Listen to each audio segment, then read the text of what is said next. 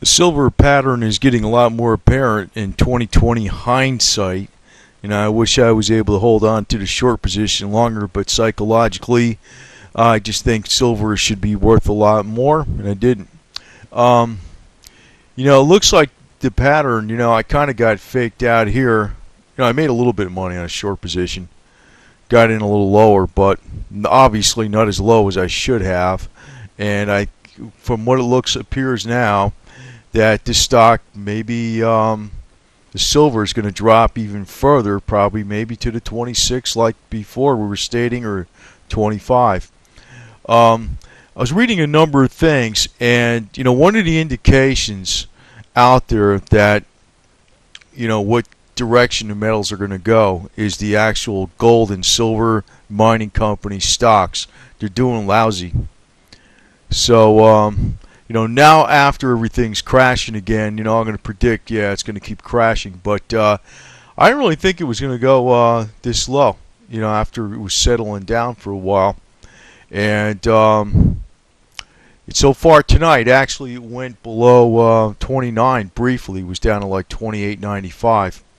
So I am holding on to cash. I'm not buying nothing till I see in a ridiculously low deal, and I might just miss it because I'm going to look for really low prices, 25, 24, that kind of garbage, before I buy any more silver, period. And I'm just going to hold on to cash because I can wait a long time, and it doesn't matter to me otherwise. So I'm not going to spend cash on more silver. Now, as far as I want to talk a little bit about the alternative media, and I was trying to look for different information on people. I talked about Max Kaiser before, but something about him doesn't seem sit right with me. And they always show him on Russia Today. Now, I did mention before that Russia Today is state-sponsored by the Russian state. In other words, the former KGB, renamed today, runs this news outlet. Of course, Max Kaiser is all on there with Iran and everything else. And everybody in the Western bankster is no good, but I think he's basically playing a no-good game too. And I suspect something even with all the alternative media major. Alex Jones, I do not trust him at all. I don't trust Lindsey Williams at all. I don't trust Bob Chapman at all. Not one bit. And I did point out a number of things about, in the case of Lindsey Williams, I think the only good call he ever produced was when oil was up near 150. He said it was going to go down to about $50. That was it back in 2008. But since then, reviewing what he said in the last couple of years, because I never really bought, I never followed the guy for years or nothing. I kind of heard of him last year or so. And he's been wrong. He's been flat out wrong. But every time he goes on Alex Jones show, he's billed as he's 90% right. Well, that's all a crock of garbage, period. And I urge people, I don't know what the hell he's got 8 million people listening to this garbage for, because I think they're just hungry for information about what's coming up. What are the bad guys doing that control the earth? That kind of garbage. But it's basically a load of it. The whole damn thing. The whole circus they display on that alternative media is nothing but that. It's a conspiracy clown circus. So, and there are conspiracies. I'm not going to say there aren't, but, and this guy he's still got his crash J.P. Morgan buy silver. You're definitely not going to crash J.P. Morgan by buying silver. That I know. Now, buying physical silver, I think, is smart, even though it's probably going to get slaughtered even some more. And I wish I held on to that short position, but it looked like it was flattening out for a while here, and I said, to hell with it, Especially when I saw this bullish weekly hammer, like if you zoom in. So much for technicals, right? I mean, they don't work a lot of times, too. I mean, like, there's like a percentage of, of various types of signs out there. Head and shoulders pattern might be about 60% accurate and stuff. And I don't know what a bullish hammer would be as far as accurate, but obviously that's that didn't indicate a change of direction. I was assuming that meant possibly that that's about the bottom, because you see the bulls all came in when they try to move it down after a long downward trend, right? Here's a bullish hammer on a weekly. Well, two more drops. So, but I'm not in leverage on the metal, so I don't really. Well, I do care because I'd rather have bought them even cheaper. I don't like. I like getting in as low as possible, but didn't do it perfect. Did a little bit better than holding on forever. Now here's the charts. Well, not the charts, but actually the metals as of tonight. And I don't know what they're going to show up by tomorrow morning. Probably I don't know when people see this or whatever. But metals actually were dipping. The silver was dipping down at 28 in the 28 range. So I also got to say is look out below. It's coming in further. Now I'm trying to look for more news as to exactly why all of a sudden it's hitting really hard right now. And I know the austerity in Europe and the problems in Europe have been going on. It's the same old news, and all of a sudden it's hitting the markets. I quite don't understand that. But I got a really I think still silvers and gold are the place to be because of they are going to inflate the currency into oblivion. I know that because once it starts, the acceleration of money starts, the velocity of money starts picking up into the economy. We're going to see some rampant prices increases, and the silver is going to probably be a record high this year. I think it is. I don't think it's probably going to be. I think it's definitely going to be. Usually the game is to drive the stuff down as far as possible. So, I would not be selling anything right now. But if you already got plenty of silver and you already got plenty of whatever metals and stuff, don't buy more. Don't buy more because I'm not sure how long this wait's going to be. This pattern that's going on right now that you're looking at it again, you're looking at the trajectory, it could be around the end of June or something before it hits the bottom. And then they're talking about margin rate increases because they delayed them 3 months, right? So this might, I don't know. I mean, this might be a long wait, and I don't like this deal because it's pissing me off, to tell you the truth. But, I want to actually bring some reality to it. A lot of people keep saying the physical price and the spot price, the spot price is nothing but the futures contract paper price. Well, the point is I'll make, because I'm a realist, whenever you buy something in the United States, you use U.S. dollars, and it's paper or it's electronic, right? One or the other. And if you go to sell your silver, you don't even get spot price. Maybe you might, or maybe you'll get something below spot price, and you'll get electronic money, or you'll get paper money. So the value of silver relative to other assets is, in reality, is going down, even though fundamentally it doesn't make any sense at all. But I got a really a good feeling that there's a game going on. And when Lindsey Williams stated that his elite friend said silver was going to be $75 to $100 by the end of 2011. I did state that Eric Sprott and David Morgan both sold silver at the very high in April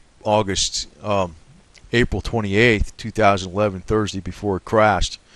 And then Sprott insiders, and it was all over, on the news actually, if you looked carefully. I should have looked.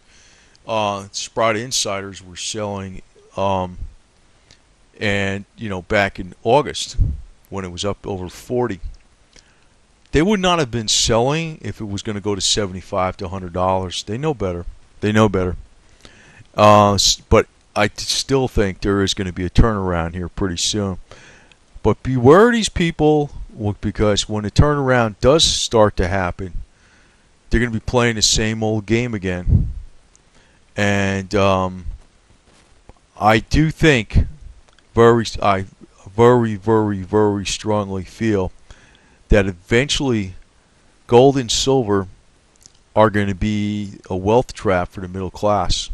They're going to be caught up in it just the way they were caught up in a real estate bubble, the same way. Not now, not now. It's got a ways to go, maybe a couple of years, 3 years, or whatever. But the guys that are going to be misleading you are, the alternative media truth movement garbage, and most of those people in there, I don't think they're just irresponsible. I don't think they're just sensationalistic. I think they're actually, working with the conspiracy, if you want to look at that way. And, I'll name names. I think Alex Jones is totally on the inside. I think Max Kaiser's on the inside of it. Bob Chapman, Lindsey Williams, and a host of others. And some are just useful idiots because they follow the same garbage these people say. I'm not. And I do realize that when a new currency comes out, it may be based upon commodities, but always the strongest commodity out there is always from the energy sector. Even if it isn't crude oil, it might be natural gas or something like that, or some other type of power.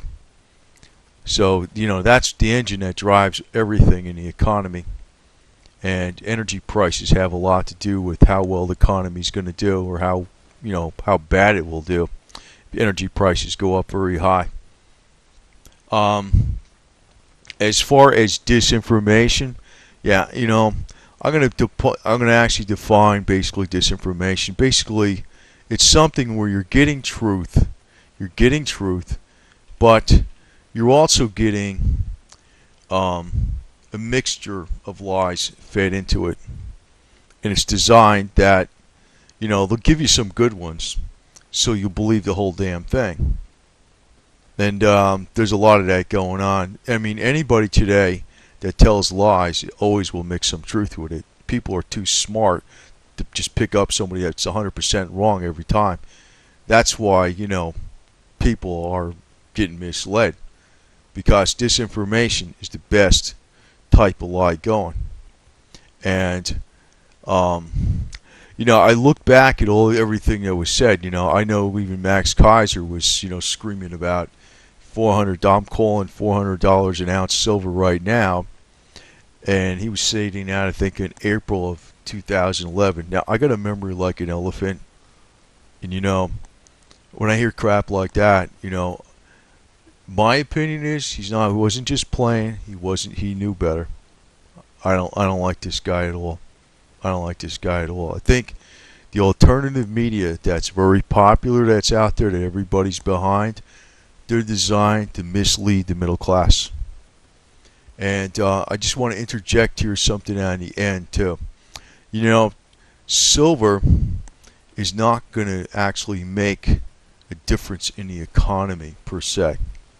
It's a medium of exchange. Say it was a medium of exchange and it was money. Say it was monetized. I say it's never going to be monetized because it's too impractical and stuff like that. But it might be a bunch of commodities that are monetized or something, But we're not going to go back to the days when people were walking around silver coins and stuff. But say it was, that is not going to have any effect on the economy whatsoever. True wealth actually comes from the production of goods and services. And the one thing that really elevated mankind the last 100 years was cheap energy. Now, I've been kind of pushing this idea about, industrial hemp. And, that actually is an energy source. You got Boone Pickens out there talking about natural gas. And, of course, he's got a rip-off angle. He's in on that, too. I mean, when he pushes that stuff instead of crude oil, he's going to get himself a nice slice of the pie. Big slice. Especially if he has exclusive control over things. But we don't even need to go with natural gas. We can go with hempoline, which is based upon industrial hemp. Then we don't have to worry about, wars going on in the Middle East and oil from the Middle East, because we don't need it. The United States got so much agricultural land, and hemp produces 5 to 10 times as much fuel as corn, with half the fertilizer and no pesticides and no herbicides at all. It's something you're not going to even hear Ron Paul mention too, and I know he's smart enough to know this. I mean, if he was a true candidate, I don't trust any of these guys. I don't trust any of them. Period. Period. None. And I just want to point out that true wealth is actually going to be something like that, an idea like that. That would give wealth. That would give true wealth to the people itself. Silver is not going to give wealth to the people. It's going to protect the money of the few people that were smart enough to invest in it. Even though right now it's getting clobbered, and you got to wait. You make sure you wait through this bad period of time here, because what might be going on is a game to deliberately shake people loose. So and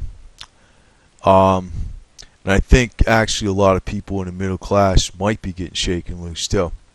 They might be. So my game is I'm not going to buy any more of the stuff until unless it really drops to some extremely low level. Then I might speculate some more. But I already got enough silver that I'm not going to do that. But I do want to point out, when it starts going up, all these people are going to start making some wild calls about where it's going to go to, and it's going to crash again, and all the same old garbage. But eventually, when it gets to that ultimate high, these Pied Pipers are going to lead that's when everybody in the middle class is going to be in on the game. They're going to lead them all into a big wealth trap. And that includes even like the little people, the bloggers and everybody else, because they're going to be following along with this stuff. So I'm just stating silver is not going to actually make people money. It's going to make a few people money. But in general, it's not going to make people money. Industrial hemp and medicinal marijuana oil, that gives people true wealth, because it's an efficient way to do things.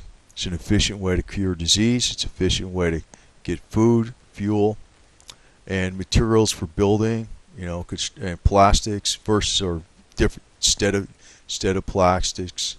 And it also will, cure the environmental problems they claim that are everywhere on the earth with this greenhouse gases BS stories they come up with all the time.